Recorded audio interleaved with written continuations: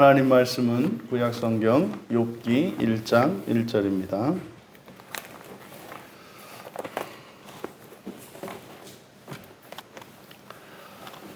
우리 같이 한 목소리로 함께 읽겠습니다. 우스 땅에 욥이라 불리는 사람이 있었는데 그 사람은 온전하고 정직하여 하나님을 경외하며 악에서 떠난 자더라. 아멘. 사람들의 이상향인 욥이라는 제목으로 말씀의 은혜를 나누고자 합니다. 본문의 시작, 욥기의 시작은 우스 땅에 한 사람이 있었다. 이제 원문을 따른다면 한 사람이 있었다. 우스 땅에 이렇게 되죠. 여기서 이제 우스 땅이라고 하는 것과 한 사람, 어떤 한 사람이라고 하는 이것은 이제 의도를 가지고 있는 문장입니다. 우스라고 하는 이곳은 어디인지 정확히는 알 수 없습니다. 이렇게 추론을 할 뿐이죠. 그래서 이 우스라고 하는 말이 성경에 사용된 용례를 보면 먼저 인명에 사용이 됩니다. 그래서 창세기 10장 23절에 셈의 후손 중에 하나로 우스가 나옵니다. 그리고 아브라함의 동생이었던 나홀, 그 나홀의 장남이 창세기 22장 21절에 의하면은 우스입니다. 그리고 창세기 36장 28절에서는 에서의 후손 중에도 우스가 있습니다. 그래서 이와 같이 이 우스라고 하는 이 말은 장소보다는 사람의 이름으로 먼저 쓰였고, 우스가 이제 장소로 사용된 것이 이곳 욥기와 예레미야 25장 20절과 예레미야 애가 4장 21절에 지명으로 등장을 합니다. 하지만 그 위치는 정확히 알 수 없습니다. 중요한 것은, 그러니까 다만 확실한 것은 가나안 땅은 아니다라는 거예요. 그래서 주로 이제 에돔 지역을 요단강 동편에 있는 에돔 지역일 것이라고 이제 추정을 합니다만, 그것은 뭐 추정하는 것뿐이고 정확한 위치는 모르지만 확실한 것은 가나안 땅은 아니다라고 하는 부분이 강조되어 있는 거예요. 가나안 땅은 아니다. 그리고 한 사람이 있었는데라고 한 사람, 그러니까 이것은 어떤 사람이죠. 어떤 한 사람. 어떤 한 사람이라고 함으로써 이것은 이 창세기의 족장 시대의 사람이었던 이 우스가 그들과는 상관이 없는 어떤 사람이에요. 그러니까 아브라함 언약과 상관이 없는, 그리고 가나안 땅이 아닌 다른 지역에 살고 있던 어떤 한 사람, 이겁니다. 그래서 이 욥기는 족장의 역사 속에 나타난 창세기에 있는 그 구원과 또 다른 구원 계시인 것을 밝히고 있다. 그러니까 아브라함 언약을 따른 그 구원 계시와는 다른 구원 계시. 그러니까 이 욥기와 창세기가 함께 이해될 때라야 구약 성경에 나타난 구원 계시를 온전히 알 수 있는 것이다라고 우리가 이해할 수 있는 거죠. 그러니까 구약에 나타난 구원 계시, 그러니까 족장 시대에 계시된 하나님의 구원의 계시, 그러면 창세기와 욥기 이렇게 해야 되는 거죠. 바로 이것을 이제 욥기의 시작으로 삼고 있습니다. 그러니까 오늘날 우리들이 살고 있는 이 시대에 욥은 누구를 의미할까? 그러니까 가나안 땅 밖이니까요. 그리고 언약 밖에 있으니까요. 그러니까 비그리스도인인 거죠. 그런데 이제 여기 뒤에 이어서 설명되어지는 내용들을 보면 그러니까 전인격적으로 모범적이고, 그리고 사회적으로 성공한 불신자, 뭐 이렇게 이해할 수 있는 겁니다. 그러니까 교회 다니지 않고 예수를 믿지 않는데 모든 게 완벽한 사람, 뭐 이렇게 이해할 수 있어요. 1차적으로. 그 다음에 만약에 그리스도인, 교회 안에서 그리스도인 내에서 욥과 같은 사람이라면 누구일까? 그러니까 세속적으로 훌륭한 신자예요. 그러니까 교회 안에 있지만, 교회 안에 있기 때문에 신자라고 이야기한 거고, 다만 불신자이면서 저 바깥에서 아주 인격적이고 성공한 사람과는 비슷한데 다른 점은 이제 다만 교회 안에 있다고 하는 것. 그래서 교회 안에 있지만 이렇게 세속적으로 훌륭한 신자, 이제 이런 사람들이 이제 오늘날 교회에서 요즘에 뜨고 있는 교인들이죠. 교회에서 가장 요즘에 이상형으로 삼는 사람들이 이런 사람들이죠. 그러니까 교회 주식회사를 이루어서 훌륭한 임원이 될 만한 사람들, 이 사람들을 이제 교회에서는 이제 교회에서조차 그런 사람들을 이상향으로 삼고 있죠. 그러니까 이 욥기의 주인공인 욥은 교회 안에서나 세상에서나 인기가 있는 사람들이 가장 바라는 그런 사람입니다. 그러니까 이런 사람이니까 구원이 필요 없는 사람이죠. 이게 욥기의 시작이에요. 그러면 그 욥이라고 하는 이 이름이 의미하는 바는 누구냐, 뭐냐? 이 욥이 이제 욥기를 어떻게 이해하냐에 따라서 욥의 그 이름의 의미가 달라질 수 있는데, 왜냐하면 1차적으로 욥이라고 하는 이 이름이 이제 히브리어에서 기인한 것이다라고 본다면 이 욥가 증오하다라는 말이거든요. 증오하다라고 하는 의미를 가진 이욥에서 비슷하잖아요. 그래서 이욥 이렇게 되죠. 그래서 이 욥의 이름의 의미는 증오받는 사람 또는 핍박받는 사람. 그러니까 이제 욥기의 내용을 읽어보면 이제 그렇게 고난당하는 욥이니까 그래서 증오받는 사람, 핍박받는 사람, 이렇게 이제 이해를 합니다. 실제로 이 단어가 이제 사용된 욥기 내에 욥기 13장 24절과 욥기 33장 10절에 보면 원수라고 번역되어 있어요. 주께서 욥기 13장 24절에 주께서 어찌하여 얼굴을 가리시고 나를 주의 원수로 여기시나이까. 이게 이제 원수, 이게 이제 이호부의 명사형인 아야부거든요. 그래서 원수로 여기시나이까. 그래서 이렇게 욥이라고 하는 이름이 증오받는 사람, 핍박받는 사람이다. 주로 이제 일반적인 주석에서는 이제 박해받는 사람, 핍박받는 사람이라고 이제 많이 설명을 하죠. 그런데 이게 적실성이 없는 것은 이렇게 욥이라고 하는 사람이 가나안 땅 바깥에 살았던 사람이에요. 그리고 이 사람이 족장 시대에 살았던 사람이기 때문에 이 히브리어에서 왔다고 보기에는 어려운 거죠. 그래서 이제 메소포타미아 지역에서 사용하던 그 언어가 이제 아카드어라 그래요. 이제 고대어 중에서 이 아카드어에서 이제 기원한 것이다. 그러면 이제 아야붐, 아야아붓 이렇게 되거든요. 그래서 그러면 아카드어를 어원으로 보았을 때, 아카드어에서 기원했다고 볼 때, 이 욥이라고 하는 이 이름이 가지고 있는 의미는 나의 아버지는 어디에 있는가 이런 뜻이라고 그래요. 나의 아버지가 어디에 있는가. 그러니까 아버지 없다 이 말이에요. 나의 아버지가 어디 있는가. 그러니까 이것은 또 욥기 24장 12절에 보면은 성중에서 죽어가는 사람들이 신음하며 상한 자가 부르짖으나 하나님이 그들의 참상을 보지 아니하시느니라. 그러니까 이것은 하나님께서 욥을 돌아보시지 않는다는 그 내용이죠. 그러니까 욥이 하나님을 이제 바로 뒤에서 경외하는 사람이지 않습니까? 그러니까 하나님을 경외하며 살았는데 고난 가운데 있는 욥을 돌보지 않는 하나님. 그러니까 정말 아버지가 있기는 있는가? 하나님이 있기는 있는가? 이런 의미라는 거죠.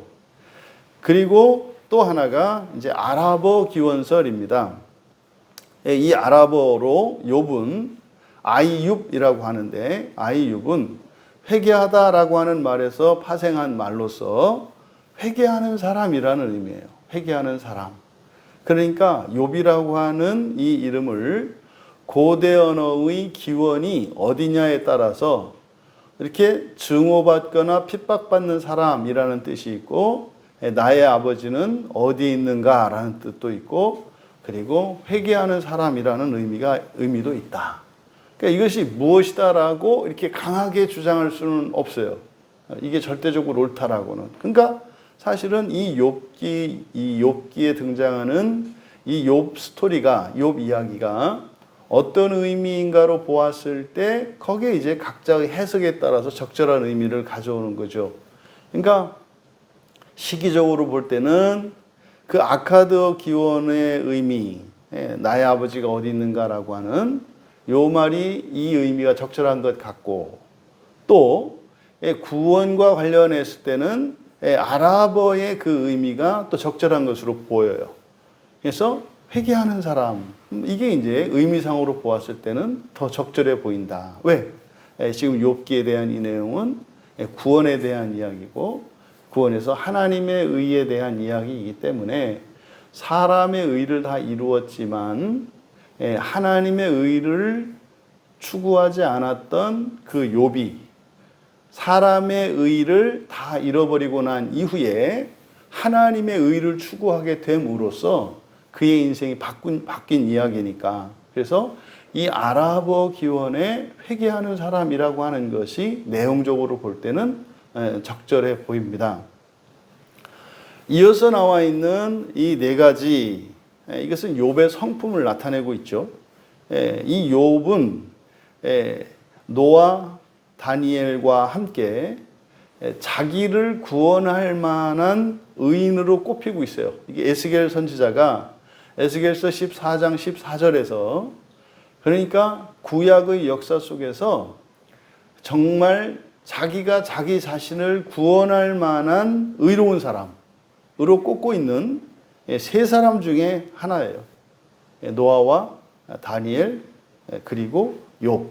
그러니까 아마 이 에스겔의 평가는 지금 1장 1절에 나와 있는 이 욥에 대한 평가이기보다는 이제 42장에서 완전히 회개했다라고 하는 것은 뭐예요? 바뀐 걸 말합니다. 그래서 하도 우리가 회개한다 이렇게 하면은 반성한다는 의미로 많이 받아들여지기 때문에 뭐 회개할 게 없는 사람이에요. 이 사람은 인간적으로 보았을 때는 이렇게 도덕적으로 하나도 뭐 잘못이 있는 사람이 아니어서 잘못했다고 반성문 써야 될 이유가 전혀 없는 사람이거든요. 그래서 욥이 회개했다라고 하는 것은 이제 방향성이 바뀐 것을 의미하는 거죠. 그래서 이후에 회개하고 난 이후에 그 욥에 대한 평가, 그렇죠. 사람으로서 완벽한 사람이었고 그가 이제는 하나님의 의를 추구하는 사람이 되었으니 완벽히 뭐 생각만 해도 달달하지 않습니까? 우리가 정말 이렇게 되기를 바라죠. 그런 욥을 이제 네 가지로 그의 성품을 설명하고 있는데, 첫 번째로 온전한 사람이다 그래요. 그 사람은 온전한 사람, 온전한, 이게 탐이라는 말이거든요. 이게 탐난다. 거기서 왔나요? 탐난다 할 때 이 탐이라고 하는 것이 온전한이라는 뜻이거든요. 그러니까 이렇게 내 마음에 드는 거, 꼭 드는 거, 그럴 때 탐나지 않습니까? 그래서 이 탐이라는 말인데, 이게 이제 온전한이라는 뜻이에요. 그러니까 이게 창세기 25장 27절에서 야곱을 수식하는 말로 사용이 돼요. 우리말 성경에는 조용한이라고 되어 있어요. 조용한 사람. 그러니까 에서와 야곱을 비교할 때 야곱을 조용한 사람, 그때 이 조용하다라고 하는 게 그냥 내성적이고 숙기없고 이제 그런 것만을 말하는 게 아니라 온전한 사람, 이런 의미. 그 다음에 또 이게 이제 그렇게 우리가 정말 이렇게 은혜도 많이 받았고 좋아했던 그 아가서의 술람미 여인에 대한 수식어로 사용돼요. 아가서 5장 2절과 6장 9절에 이 술람미 여인을. 그러니까요, 이 탐이라고 하는, 온전한이라고 하는 이 말은 인간적인 완벽함을 말하는 거예요. 인간적인 완벽함. 그래서 이거는 그러니까 죄나 흠이 없다라고 하는 의미는 아니에요. 그러니까 여기서 죄나 흠이라고 하는 것은 다른 어떤 결함, 심각한 결함, 이걸 말하는 게 아니라 존재론적인 결함을 말하는 거예요. 그러니까 이 온전한이라는 이 말은 인간적인 완벽함을 의미한다.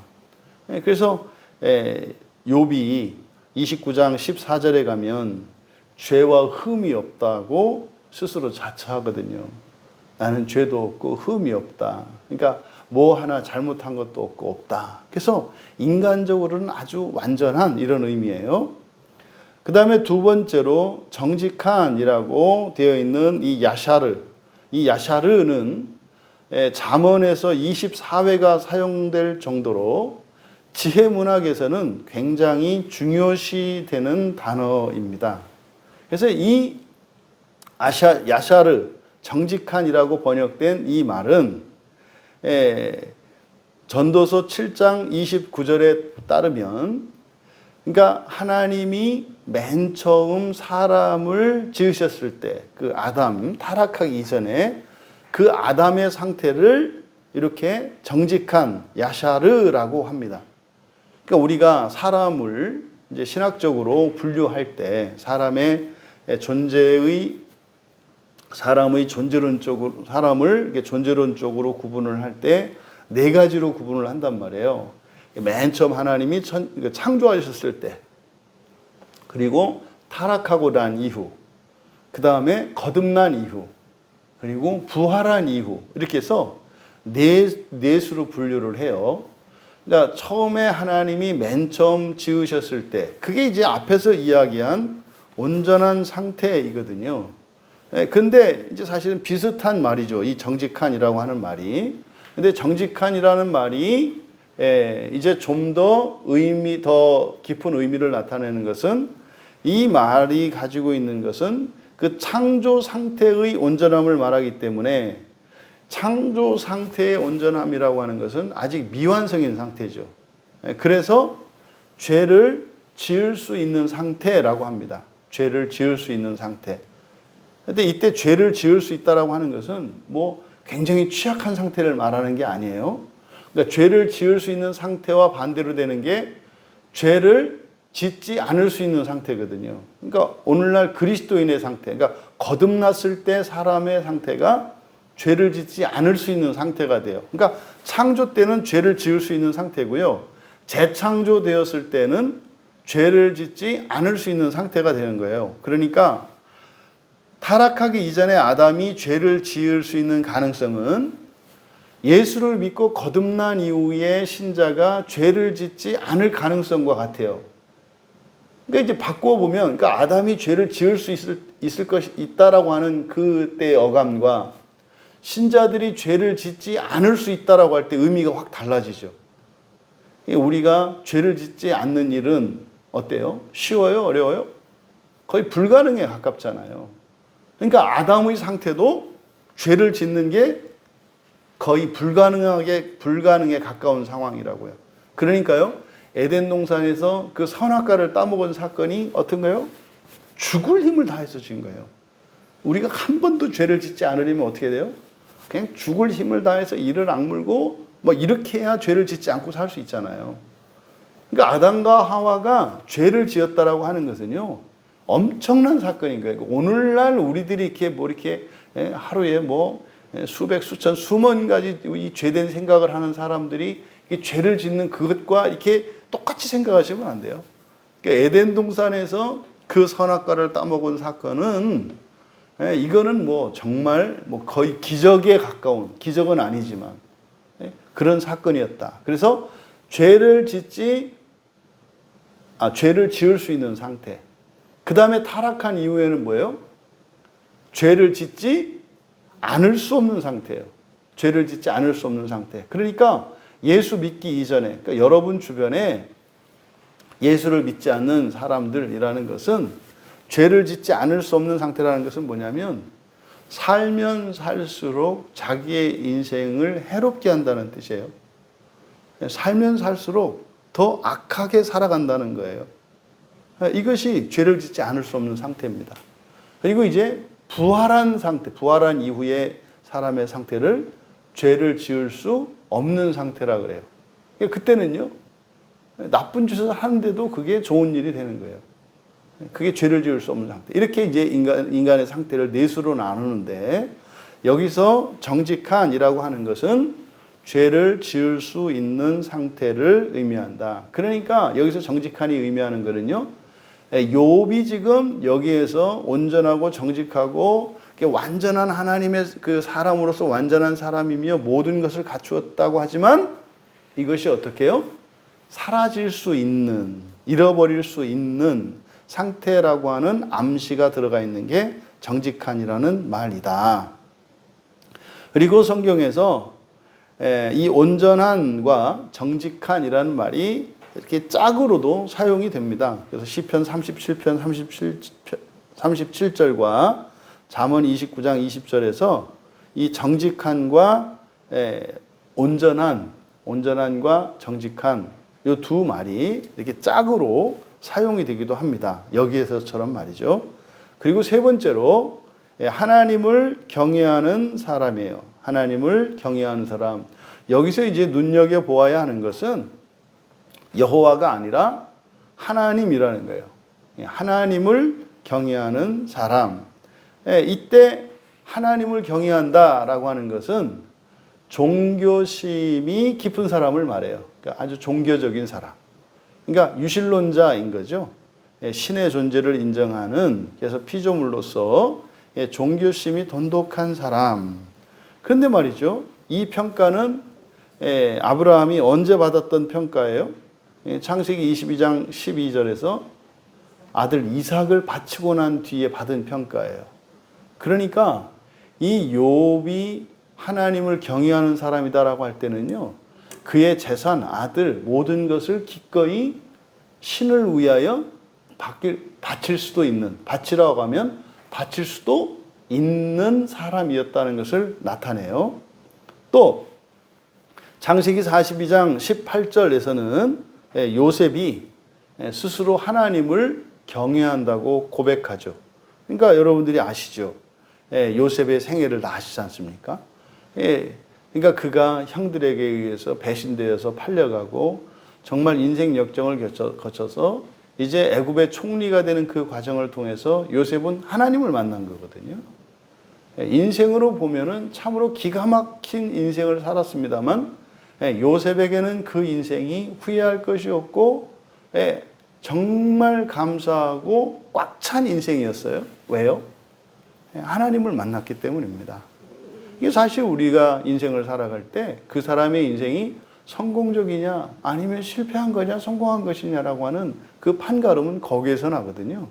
인생에서 우리가 반드시 완성시켜야 할 우리들의 그 구원을 온전히 이루는 것, 이게 이제 하나님을 인격적으로 만나는 거고요. 우리의 가치관과 세계관이 하나님 나라를 향하는 거거든요. 그러면은요, 성공한 인생이죠. 아주 잘 산 인생이죠. 그것을 지키면서 살아간 인생. 이거는 더 말할 나위 없죠. 그 요셉의 인생이 그랬다는 거죠. 그러니까 요셉에 대한 수식이었어요. 또 이게 이제 하나님을 경외했던 것처럼 출애굽기 9장 20절에도 바로의 신하들 중에서도 여호와를 경외하는 자가 있었다 그래요. 그러니까 바로의 신하들 중에서는 여호와라고 하거든요. 그러니까 여호와를 경외하는 자도 있었다. 그러니까 이런저런 신을 섬기던 이들 가운데 이제 여호와 하나님을 알게 되는 게 뭡니까? 여호와 하나님의 그 엄청난 징계죠. 그런 이적들 속에서, 그런 징계 속에서 하나님을 만나는 일도 있었다는 사실을 가르쳐 줘요.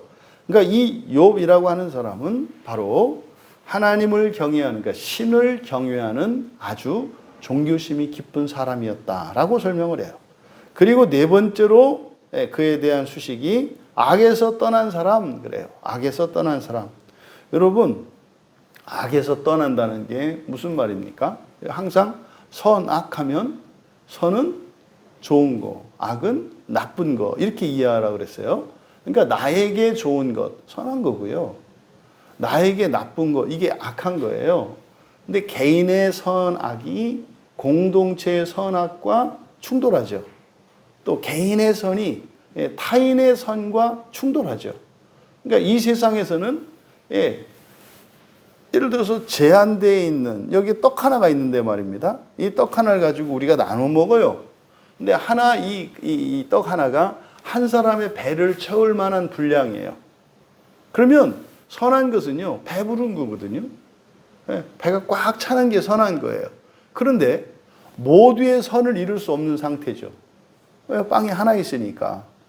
그것으로 나의 완전한 선을 추구하면 무슨 말입니까? 저 혼자 다 먹는다는 뜻이죠. 그럼 여러분들에게는 악한 게 되잖아요. 그러니까 모두의 선을 위해서 그럼 조금씩 나눠 먹으면 절대적으로 선한 건 아닌 게 되잖아요. 이게 이 세상의 정체성이거든요. 그러니까 제한된 자원을 가지고 살아가기 때문에 개인의 선은 충돌하게 돼 있어요. 그러니까 이 땅의 자원만으로 살아가려고 하면 이 세상에서는 이런 경쟁과 갈등과 전쟁이 사라질 수가 없어요. 왜요? 이 세상의 정체성 자체가 뭐예요? 유한하고 제한된 거기 때문에. 그래서 여기서 악에서 떠났다라고 하는 이 말은 그가 선을 행하는 사람이었다는 거예요. 선을 행하는 사람. 이때 선을 행한다는 건 뭐냐면 자기의 선뿐만 아니라 타인의 선이거든요. 이럴 수가 없다니까요. 이 세상에서는. 나의 선을 위하면 다른 사람에게는 악한 게 돼요. 그러니까 내가 많이 먹으면 누군가는 적게 먹을 수밖에 없다 이 말이에요. 이 세상이 그래요. 그래서 이 선을 행했다라고 했을 때 이것이 단순히 개인적인 선인지 모두의 선인지는 정확히 알 수가 없어요. 근데 이제 뒤에 진술된 내용들을 보면 욥은 모두의 선을 위해서 살았던 사람이에요. 그러니까 무슨 말입니까? 그 사람에게는요, 엄청난 능력과 재력이 있던 사람인 거죠. 그러니까요, 나도 위하고 다른 사람을 위해, 다시 말해서 내가 나의 재산으로 누구를 도와주는데 그것이 나에게 악한 게 안 된다 이 말이에요. 그러니까요, 얼마나 많은 재산이 있었는지를 알 수 있는 거죠. 또 게다가 그가 선을 행하는 사람이니까 선과 악에 대한 분별력이 있었다는 것을 의미하죠. 그러니까 선악을 분별할 수 있는 이 지혜와 그런 분별력이 있었던 사람인 것을 알 수 있다. 보세요. 1절에 소개된 욥이라는 사람이 어떤 사람이에요? 인간적으로도 성숙하죠. 경제적으로나 사회적으로 이렇게 성공하고 존경받는 사람이고 거기다 또 종교심까지 있어요. 그러니까요, 하나님이 보기에도 얼마나 이쁘겠으며 사람들이 보기에도 얼마나 사랑스럽고 존경스럽겠는가 이 말이에요. 이게 욥이에요. 우리가 읽으려고 하는. 그러니까 지금 1장 1절에 있는 욥에 대한 이 선언, 이것을 우리가 염두에 두고 가야 되는 거예요. 이거를 잊어버리면 안 돼요. 이 기초 하에서 이 사람에게 일어난 일을 이제 우리가 평가하고 거기에서 교훈을 얻어야 되는 것이지, 이것을 잊고서는 사실 이것 때문에 욥기에 대한 이해가 잘못되었다 그랬잖아요. 그러니까 망하고 난 뒤에 여러분, 이 욥에 대한 이 선언은요, 우리에게 주는 복음이에요. 이 세상을 사는 동안도 이렇게 살 수 있다는 거예요. 심지어요, 언약 밖에서조차. 그러니까요, 예수 믿지 않고도요, 완벽한 삶을 살아갈 수 있고요, 사람들에게 존경과 사랑을 한 몸에 받으며 인생 자체가 이타적이고 헌신하며 사랑의 화신처럼 살아갈 수 있다는 거예요. 기독교인이 아니더라도. 이것을 염두에 둬야 합니다. 근데 여러분, 이 사람은, 이 욥은 정말 사람들이 바라는 이상향이거든요. 그런데요, 이 사람은요, 교회 밖에 있어요, 지금. 신앙 밖에 있다고요. 그러면 교회 안에는요, 한번 생각을 해 보십시오. 교회 밖에 있는 욥과 같은 사람이, 옴과 같은 교회 안에 있는 사람들이 그 사람에게 구원에 대해서 이야기하고 나를 따라오라고 이야기를 했을 때 그 사람이 어떤 마음을 갖겠는가. 우리들의 몸가짐과 우리들의 삶을 정돈해야 하는 이유는 우리가 입을 수 없는 영광스러운 그리스도의 옷을 입고 있기 때문입니다.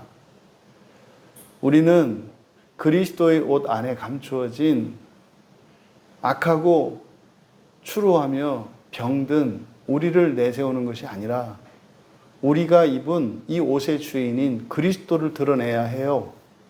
그러니까 우리 다리가 좀 좌우가 안 맞아서 저는 다리라 하더라도 절지 않으려고 좀 애를 써야 하는 거고요.